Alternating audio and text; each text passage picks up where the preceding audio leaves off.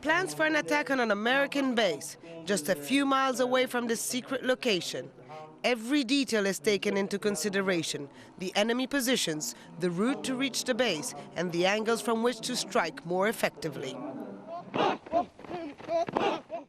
These are the fighters of the Iraqi Resistance Islamic Front, or Jami.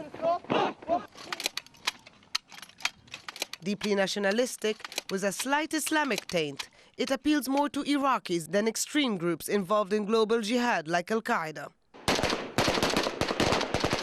Its stated goal is to expel every single foreign soldier from Iraq.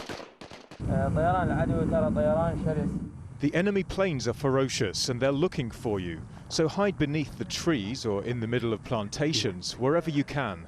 Take all precautions and make sure your weapons are loaded. The group first appeared in 2004. Over the years, Jami has imposed itself as a resistance group, which publicly condemns attacks on Iraqi security forces and the random targeting of Shia civilians. Its press center is run by fighters who each hold a master's degree in media, we're told.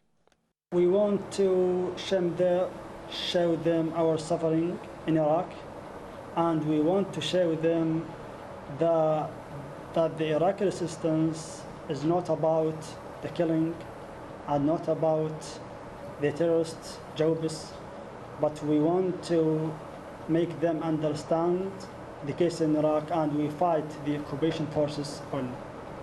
The most convincing recruiting tool?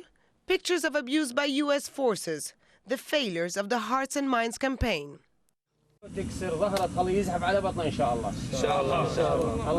I want you to break the back of our enemy and have them crawl on the floor, says this local commander. Jami's field of operations stretches from Baghdad to Al-Anbar province, Salahuddin province, Diyala, and around Mosul in the north.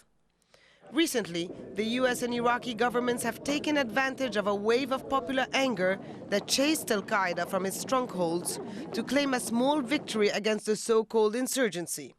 But groups like Jami will have to be dealt with by other means. In the absence of Iraqi security forces, they provide security by setting up checkpoints in the areas under their control, making sure no stranger enters those areas, and establishing cordial relations with local residents. In return, the fighters get full support. The US has not yet acknowledged their existence as a political force to be reckoned with. There's